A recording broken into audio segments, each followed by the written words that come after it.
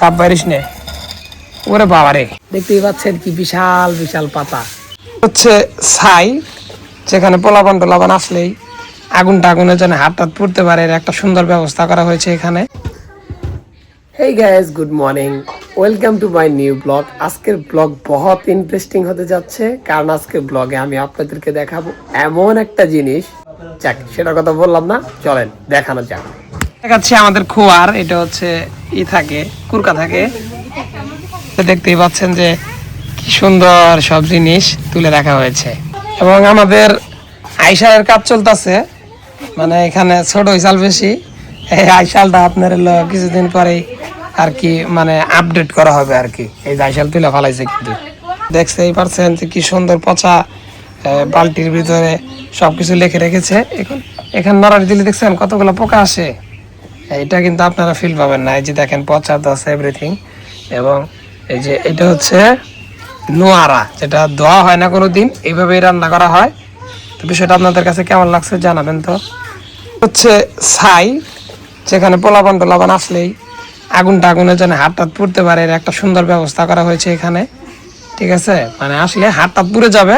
আর আঙ্গুরে যারা পুরুষ মানুষ আছে, মানে বয়কার ভাতাল বছর, এটা হচ্ছে আমার সব থেকে দামি গাছ, এবং এটা আমি খুবই যত্ন করি। যেটা মানে জীবনে একটা গাছই যত্ন করছি, সেটা হচ্ছে আমার এই গাছটা। এটা হচ্ছে ডায়াবেটিস গাছ, মানে ইনসুলিন প্লান্ট বলে এটাকে, গাছটাকে।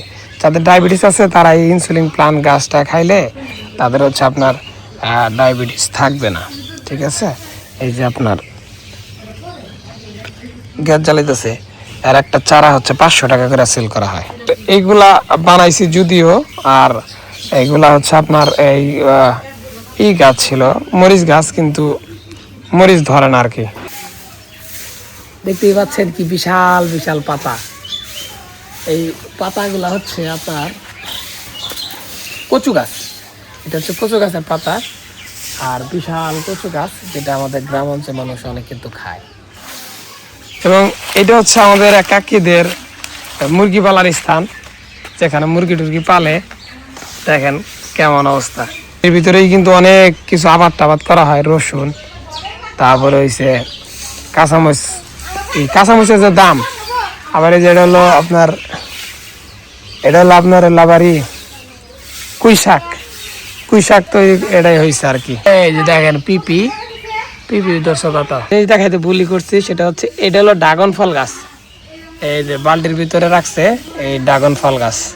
এইগুলাকে আপনারা চিনেন কিনা? এগুলো হলো গরুর গু, যেগুলো হচ্ছে শুকাইয়ে আপনার হয়েছে করা হয়।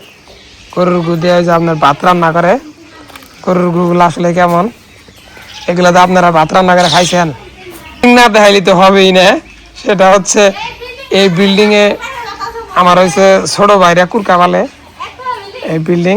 এই যে দেখতে পাচ্ছেন কি বিশাল বিল্ডিং, দিনের চারা গাছ এটার ভিতরে। সাপ বাইরিস নে। ওরে বাবারে কি! তো আমাদের জামাখড়ির ঘর এটা, যেটার ভিতরে আমি কখনোই ঢুকি না, কারণ আমার ডর করে যে মনে হয় সাপ আছে।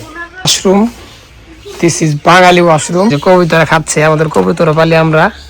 আজকের ভিডিও কেমন লাগলো অবশ্যই কমেন্টে জানাবেন। আসলে আমাদের বাড়ি ঘরের পরিবেশ একদম জঘন্য।